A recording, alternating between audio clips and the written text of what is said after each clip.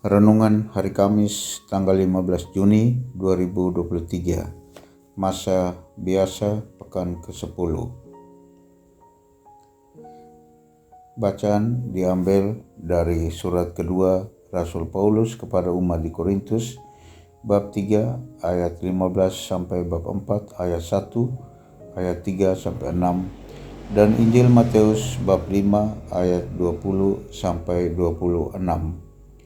Judul renungan: Nilai lebih seorang beriman Kristiani. Tantangan menjadi seorang Kristiani tidaklah mudah. Sebagai seorang beriman Kristiani dituntut untuk menunjukkan dan menghayati nilai-nilai lebihnya.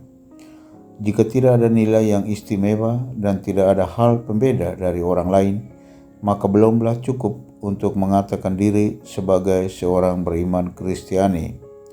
Yesus berkata, "Jika hidup keagamaanmu tidak lebih benar daripada hidup keagamaan para ahli Taurat dan orang-orang Farisi, kalian tidak akan masuk ke dalam kerajaan surga." Dengan menyandang status sebagai seorang beriman Kristiani, belumlah cukup untuk masuk ke dalam kerajaan surga. Tuhan menuntut lebih.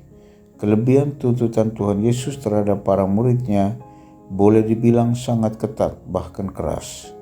Bayangkan saja, kalau hukum Taurat mengatakan bahwa orang yang membunuh sesamanya harus dihukum, sedangkan Yesus mengatakan bahwa seorang yang marah harus dihukum, yang mengatai sesamanya kafir harus diadili, dan seterusnya. Inilah tuntutan lebih yang harus diperjuangkan oleh seorang murid Tuhan yang disebut sebagai orang beriman. Menghayati iman secara tepat dan konsekuen tidak gampang. Harus ada pengorbanan, kerendahan hati, tidak mudah menyerah, penuh tanggung jawab, dan rela mengampuni. Itulah nilai cinta kasih yang wajib dihayati oleh setiap orang beriman. Tidak mudah, tapi bukan berarti tidak mungkin. Dalam kerjasama dengan Roh Ilahi, segalanya jadi mungkin.